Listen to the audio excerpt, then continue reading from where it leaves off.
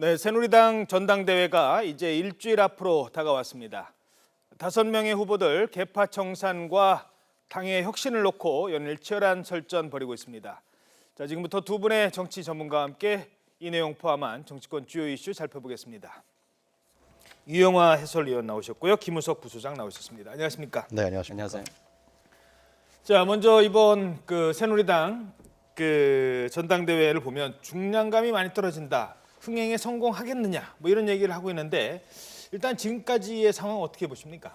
일단 총선 이후에 새누리당이 계속해서 혼미를 거듭해 오지 않았습니까? 예. 권력 내부가 좀 중심이 잡히고 그러면서 집권 여당의 역할을 했어야 되는데 이것이 안 되고 있었는데 이러한 부분이 과연 이번에 전당대회 때 정리가 될 것이냐 라는 부분에 대해서는 아직까지 좀 회의적인 것 같습니다. 지금 지적하신 대로 어떤 세컨더리 리더라 그럴까요? 확실한 인물 속에서 이 집권당의 중심을 잡는 이러한 전당대회 모습보다도 좀 뭔가 좀 아무래도 친박과 비박 간의 대결의 장으로 권력 투쟁의 장으로 결국은 갈 수밖에 없는 이러한 형국으로 가기 때문에 근데 그렇게 갔을 때 과연 새누리당의 이 집권 여당이 정리가 권력 구도가 정리가 될 것이냐 이런 부분에서는 회의적이기 때문에 앞으로 뭐 얼마 한 일주일 남았죠. 일주일 남았습니다만 결국은 친박과 비박 간의 세대결에 의해서 결론이 나는 형국으로 가지 않을까 그런 판단이 듭니다. 지금 일주일 정도 남았는데 그 사이에 좀 바뀔 변수라고 할까요? 후보 단일화가 아직 좀 남아 있다. 뭐 이런 얘기도 들리는 것 같고요. 비박 후보들 간에 어떻게 보십니까? 지금 세 가지 정도의 기준으로 볼 수가 있을 것 같습니다. 첫째는 단순한데도 투표하는 사람들은 좀 단순화시키는 걸 좋아해요. 그래서 진영 논리가 그래가지고 의미가 있는 거거든요. 비박이냐 친박이냐 이 구도를 가지고 생각을 하는 거고 그 다음에 비박 중에선 누구냐, 친박 중에선 누구냐 이거를 고민을 하게 되는 거죠. 유권자 입장에서는. 그래서 제공자 입장에서는 그래서 후보 단일화라고 하는 게 의미가 있는 거죠. 예. 두 번째는 수직 계열합니다. 이번엔 대표를 따로 뽑지 않습니까? 그렇죠. 그럼 최고위원 2명 그리고 청년 대표 이렇게 해가지고 뽑게 되는데요. 예전에는 최고위원들 중에서 득표가 많은 사람이 대표 최고위원이 되고 그 다음에 두 표를 같이 행사해가지고 순서대로 정했는데 이번에는 대표 따로 뽑고 청년 따로 뽑아요. 그러면 이번에는 역시 수직 계열화라고 하는 건 대표부터 최고위원 2명 그리고 청년 대표까지 어떻게 이게 연대를 할 것이냐 이런 부분이 있고요. 세 번째는 수평연대인데 지금 수도권과 영남권이라고 하는 아주 큰 새누리당의 주주 집단이 있습니다. 그래서 영남을 대표하는 선수들과 수도권을 대표하는 선수가 어떻게 짝짓기를 할 것인가 그리고 충청은 또 어느 쪽하고 같이 연대를 할 것인가 이런 부분들이 가장 중요한 포인트가 될 것 같고요. 이 부분에 있어서는 역시 후보 단일화라고 하는 부분들은 중간에 굉장히 중요한 의미가 있다 이렇게 볼 수가 있겠습니다. 예. 당 대표가 내년에 이제 대선을 진두지휘하기 때문에 중요한 자리일 것 같은데, 자 이러면서 김무성 대표가 비박계에서 어떤 역할을 할지 뭐 이런 얘기들 좀 나오고 있는 것 같기도 하고요. 어떻게 보십니까? 정치권에서는 하여튼 김무성 전 대표가 결국에는 비주류 측의 후보를 확실하게 밀어주는 구도로 가지 않겠냐라는 얘기가 있는 게 사실이죠. 그런데 과연 이제 김무성 전 대표가 그만하는 영향력을 지금도 갖고 있느냐, 비주류 내부에서의 수장적 역할을 하느냐 이런 부분에 대해서는 좀 회의적인 시각도 있는 것 같고요. 김무성 전 대표가 영향력을 발휘할 수 있는 그룹이라면 PK 지역과 수도권의 비주류 그룹일 텐데요. 그런데 저는 이런 생각이 듭니다. 결국은 지금 당원과 대의원이 약 70% 그리고 30%가 여론조사로 당대표를 결정하지 않습니까? 예. 그러면 특히 영남의 지역 당원 대의원들이 45%를 차지한다고 지금 나오고 있는데 결국은 새누리당 당원 대의원들이 현재의 권력 속에서 내년에 새로운 정권을 창출할 때 박근혜 정부와 박근혜 대통령과 친박 중심으로 해서 새로운 정권 창출을 하는 것이 유리하고 안정적인 것인지 아니면 정말 총선 참패 이후에 새누리당이 확실하게 변화해서 비주류나 비박계 인물들이 중심이 돼서 새로운 정권 창출하는 것이 유리한 것이 이런 판단 기준 이것이 가장 중요한 판단 기준이 될 것 같은데요. 이것은 역대 집권 여당에서도 항상 있었던 일입니다. 그렇죠. 실제로. 예. 자 이런 가운데 김무성 대표가 전국 민생 투어 배낭여행을 시작을 했는데 첫 행선지가 진도 팽목항이었어요. 어떤 의미가 있을까요? 백목항이 에너지를 모으기에는 참 상징적으로 의미가 있는 지역입니다. 결국은 며칠 전에 뭐 오세훈 시장이 언론 인터뷰에서 결국은 정치는 분노를 먹고 사는 거 아니냐, 결국 추동력은 분노에서 나오는 거 아니냐 이런 얘기를 했어요. 그렇다고 하면은 이게 상당히 김무성 대표는 지금은 좀 의미 있게 가가지고 임팩트 있는 행보를 하는 게 중요한데 이때 팽목항이 상징적으로 굉장히 의미가 있다. 그런데 과연 지금 팽목항에 가가지고 이걸 하는 게 진짜 새누리당 자체에 대해서 의미가 있는 것이냐 아니냐는 별개의 문제고 예. 개인의 그 판단은 또 그대로 가고 이렇게 판단할 수 있겠습니다. 그동안은 대선 주자에서 이제 좀 멀어졌다가 이제 다시 이제 뭔가 본인의 행보를 시작하려면 지금 뭐 배낭여행 여기부터 시작해가지고 계속 간다. 대선 행보를 다시 시작한다. 이렇게 볼 수도 있을까요? 어떻게 그럼 이 보십니까? 대선 행보를 시작했다고 봐야 되는 것이죠. 예. 한 1주 됐죠? 2주 전인가요? 한번 1,500명을 여의도에 한번 또 집결시키지 않았습니까? 그러면서 조직세, 자신의 세를 과시한 이러한 경우도 있었고 이번에 배낭여행을 통해서 민심 투어를 하면서 민심을 듣겠다. 뭐 대권이라는 것이 민심 아니겠습니까? 결국 백성의 민심을 얻어야 대권을 가져가는 것이니까 그런 민심 투어를 하면서 자신이 그런 민심을 듣는, 그런 민심을 얻는 행보를 하겠다. 그렇게 이제 출발하는 것이라 볼 수 있겠습니다. 알겠습니다. 그런데 지금 여기에서 보면은 김무성 대표가 조금 조급해하는 측면은 있는 것 같아요. 지금 예를 들자고 하면은 MB 정권 때 박근혜 후보가 당에서 굉장히 중요한 역할을 했지 않습니까? 그렇죠. 그런 면에 있어서 그런 모델을 지금 벤치마킹을 하려고 그러는데 지금 뭐 지지도도 총선 이후에 굉장히 떨어졌고 그래가지고 당내에서 이 입지를 세우는데 지금 굉장히 조급해하고 그래서 공식적으로 전대에 영향력을 끼치겠다는 주장을 본인이 숨기지 않는 이런 부분들을 보면서 역시 대선 주자가 당권을 어떻게 접근하느냐 이 부분에 대해서는 생각할 여지가 있다. 그리고 그게 2년 전에 당권 대권 분리라고 하는 측면에서 각을 세우면서 해서 결국은 총선 실패를 봤는데 과연 새로운 당 대표가 그런 전철을 밟으면 대선을 이길 수 있겠느냐 이런 부분들은 또 생각해 볼 부분이 있는 것 같습니다. 예, 알겠습니다.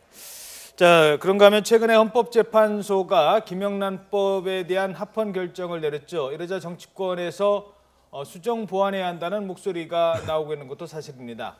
우상호 더불어민주당 원내대표가 이런 안을 제시했습니다. 함께 들어보시죠.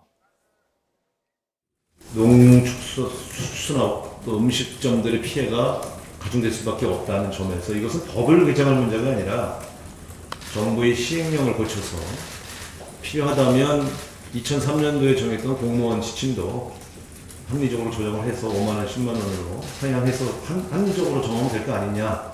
오히려 자, 지금 김영란법에서 이게 정말 여기까지 어떻게 지키느냐라고 지금 뭐 농민들도 마찬가지고요. 실제 뭐 공무원들도 마찬가지고 지금 얘기 올라오는 게 사실 이거 시행령이거든요. 네. 시행령에서 나왔던 그러니까 밥값 3만 원, 그다음에 선물 5만 원. 이 부분인데 이걸 좀 늘리자. 그래서 밥값은 5만 원, 선물은 10만 원으로 상향 조정해야 되는 것 아니냐는 얘기가 지금 나오고 있는 것 같아요. 어떻게 보세요? 근데 경조사비 10만 원 저는 뭐 지켜줘야 된다고 생각이 들고요. 예. 선물 부분에 있어서는 이제 농업인이라든가 어업인들을 생각할 필요가 있다고 생각합니다. 그래서 그들은 실제로 추석이라든가 명절 때 대목을 통해서 물건을 생산하고 상품화 시켰기 때문에 사실상 그것은 10만 원 정도로 상한을 올리는 것이 현실적이다라는 생각이 드는데요. 밥값은 좀 전 다른 생각을 가져요. 그러니까 예. 이 저녁을 먹으면 안 됩니다. 어허. 저녁 먹으면 5만 원 그러니까 이게 민원인하고 먹는 거잖아요. 예. 뭐 친구끼리 먹거나 정치인들이 먹는 건 전혀 상관이 없어요. 근데 민원인하고 이제 식사를 한다는 건데 그 주에 민원인하고 저녁을 먹어야 되느냐? 민원인하고 이제 저녁을 먹다 보면 이제 아무래도 술을 하게 되는 것이고 예. 그 속에서 이제 인간적인 우리나라의 그 전통적인 양식에서 인간적으로 친하다 보면은 형님 동생 하게 되고 그러다 보면 여러 가지 얘기가 오갈 수밖에 없는 형상이기 때문에 술 먹다 보면 이게 5만 원인지 3만 그렇죠. 원 넘어가는지 예. 모를 수 있다는 거죠. 그러다 보면 뭐 민원 입장에서는 저 형님 저 3만 원만 제가 카드 결제하고 나머지 제가 현찰로 할 테니까 편하게 드세요. 뭐 이런 표법이 나올 수도 있는 것이고 그렇죠. 근데 점심에서 3만 원이라는 것은 제가 봤을 때 일반 시민들, 국민들 시각으로 봤을 때는 결코 싼 가격은 아닙니다. 그렇죠. 점심에. 예, 점심은. 일반 월급쟁이들 봤을 때는요. 그런데 이제 국회의원들은 그런 얘기 하는 거예요. 여의도에서 3만 원 갖고 먹을 데가 없다. 그건 사실상 국회의원이라든가 정치인들이 가는 그 음식점이 3만 원이 이상이 되는 데가 많겠죠. 그냥 방이 있는 데나 이런 데 있기 때문에. 그래서 저는 그 식대 3만 원 부분들은 계속해서 존속해 나가는 것이 우리 국민들의 정서에 눈높이에 맞는 것이 아니냐 그런 생각이 듭니다. 그러니까 3, 10, 10으로 해야 네. 된다는 생각을 또 가지고 어떻게 보세요? 네. 아니 이게 그 행정입법인데 여기에 대해서 뭐 물론 그 국회에서 의견을 제시할 수는 있겠죠. 그리고 입법 취지에 대해서 설명을 하면서 기준을 제시하는 거는 상당히 바람직한 일입니다. 그러나 이거는 좀 그 변동이 있다. 시대 물가나 이런 것들에 따라서 이렇게 좀 변화가 있을 수 있다. 그래서 이거는 약간 자율적으로 하는 게 필요하지 않느냐. 그리고 일정 정도 이게 어떻게 적용하느냐의 문제잖아요. 그 부분에 있어서는 좀 쌓이는 축적되는 그걸 보고 거기에 따라서 뭐 조정을 하는 그런 절차가 좀 필요하지 않나 이런 생각이 듭니다. 예. 그러니까 지금 나온 안은 2003년의 공무원 지침이기 때문에 이걸 좀 조정하자라는 게 현재 우상호 원내대표의 생각인 것 같습니다. 자, 국민의당 얘기를 해볼까요? 사드 배치 지역으로 선정이 된 성주를 찾아갔습니다. 그런데 이 과정에서 정진석 새누리당 원내대표가 아니 거기를 왜 가냐 뭐 이런 얘기를 했다고 합니다. 그러니까 박지원 국민의당 비상대책위원장이 그럼 당신은 왜 갔소? 라고 얘기를 했다고 합니다. 함께 들어보시죠. 사드 배치에 반대하는 야당 국회의원님들이 집단적으로 성주를 방문한다고 합니다. 정치권이 분열을 유발하고 갈등을 확대 재생산해서는 안 됩니다. 그러면 왜 자기는 갔다 왔대요? 자기는 국론 통일하러 갔나? 누가 할 말 누가 하네. 자기는 왜 갔어요? 네. 자, 그래서 국민의당 의원들이 이제 성주를 내려갔는데 성주 군민들이 성주는 전통적인 새누리당의 텃밭입니다. 80몇 %를 지난 대선 때 박근혜 대통령을 몰아줬던 지역이요. 그런데 성주 군민들이랑 같이 구호를 외치면서 환대를 받았다고 하더라고요. 그렇습니다. 예. 이걸 어떻게 봐야 될까요? 그러니까 국민의당 박지원 비대위원장하고 정진석 원내대표의 생각은 상당히 다르겠죠. 정진석 원내대표 생각은 현재 사드 배치 문제를 정부와 특히 여당, 정부가 추진해 나가는 방향으로 해서 성주 국민들과 얘기를 해서 뭐 국방부 장관이 다시 대화를 하든 그러면서 양해를 구하고 어떤 카드를 내놓든지 하면서 사드 배치를 성주 쪽에 하여튼간에 안착시키려고 하는 생각일 텐데 예. 그러나 정치권 생각은 다른 것이죠. 박지원 비대위원장은 어떻게든지 그 문제를 국회에 끌고 들어와서 국회에서 정치적인 타협과 정치적인 타결을 통해서 또 자신들이 중재도 쓰고 새로운 안도 내놓고 이러면서 나름대로 정치력을 발휘하면서 하나의 중요한 국민의당의 역할을 하겠다. 뭐 이런 생각 아니겠습니까? 결국은. 예. 근데 이제 결국은 두 가지 논점이라고 저는 생각이 듭니다. 결국은 사드 배치 문제가 한국과 미국의 아주 강고한 군사동맹 속에서 북한의 위협 속에서 군사적 측면이 강하다는 입장이 있는 것이고 반면에 이제 정치권이나 외교 입장에서는 실익을 과연 가져왔느냐 이 문제가 과연 이 사드라는 카드를 갖고서 우리가 좀 중국이라든가 미국이라든가 북한을 속에서 우리가 카드로 속에 외교적 카드 속에서 실익을 얻을 수 있었는데 이것을 너무나 먼저 깐 것이 아니냐 뭐 이런 게 있지 않겠습니까? 특히 이제 미국 대선도 이제 얼마 안 남았는데 만약 트럼프가 된다 그러면 사드 배치할 때 우리한테 돈을 요구할 수도 있는 거 아니냐 예를 들면은 그러한 부분들이 논란이 되고 있는 것이 아니냐라는 생각이 듭니다. 네. 그 어떻게 보세요? 그 사드 배치 이 부분과 함께 지금 중국의 반발이 심각한 것 같습니다. 뭐 관영 매체들은 지금 한류를 끊자 뭐 이런 얘기까지 지금 나오고 있는데 이런 부분을 좀 고려를 해야 되지 않을까요? 중국이야 뭐 그렇게 할 수 있죠. 그런데 문제는 우리나라가 그걸 어떻게 받아들이느냐의 문제인데 예. 우리나라에서 뭐 그럴 수 있다. 그거는 뭐 좋고 그러면서 일단 다른 부분으로 이렇게 좀 해결책을 찾는다고 하면은 뭐 그건 큰 문제가 안 될 거예요. 여기에서 그 중국에 있어서 하는 제재에 대해서 지나치게 민감하게 받아들이면은 효과가 있는 거 아니에요? 중국 입장에서 그렇게 할 수밖에 없는 거죠. 그런 면에서 우리가 좀 외교적으로는 좀 성숙해야 하는 거 아니냐 이런 생각이 들고요.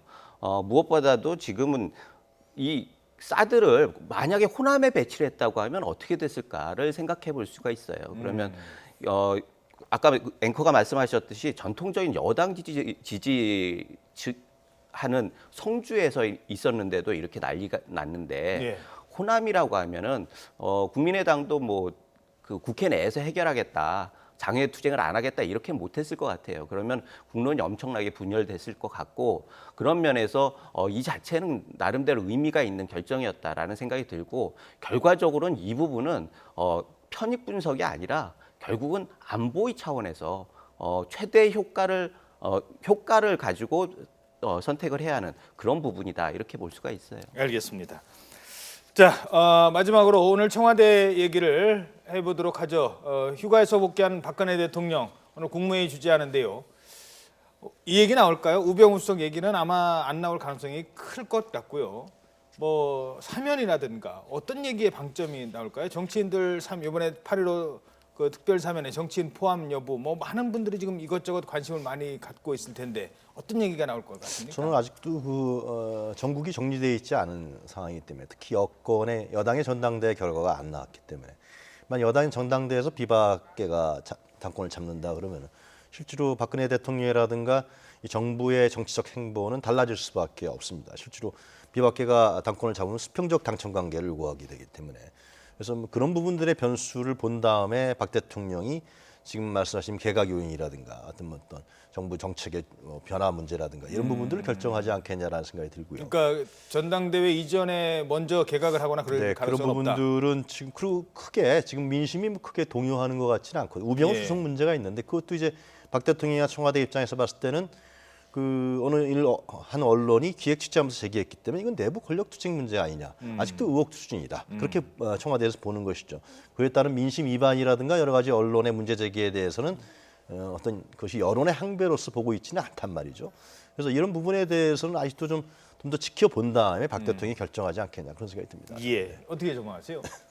일단은 뭐 일주일 정도 남았는데 전당대회가 그 전에 개각을 하는 거는 쉽지는 않을 것 같습니다. 예. 결국은 8월 말에 있을 야당의 그 전당대회 그리고 지도부 개편에 맞게 국회에서 인사청문회 이런 것들을 해야 하지 않습니까? 그렇죠. 그렇다고 하면은 뭐 29일 날 지도부는 지금보다는 좀 강성이 될 가능성이 많아요. 어허. 그런 면에 있어서는 좀 서두르는 게 좋지 않을까 그런 생각이 드네요. 서두른다는 거는 이제 개각을 서둘러야 되나요? 개각을 서둘러야 하는 거고요. 예. 거기에 맞게 결국 뭐 그 비서진들 요것도 뭐 일부는 뭐 해야겠죠. 개편을 좀 할 필요성이 네. 있다라고 보시는군요. 자, 근데 또 올림픽도 있어가지고요. 또 어떻게 될지 모르겠습니다. 지금까지 유영아 YTN 개관 해설위원 김우석 미래전략개발연구소 부소장이었습니다. 두 분 고맙습니다.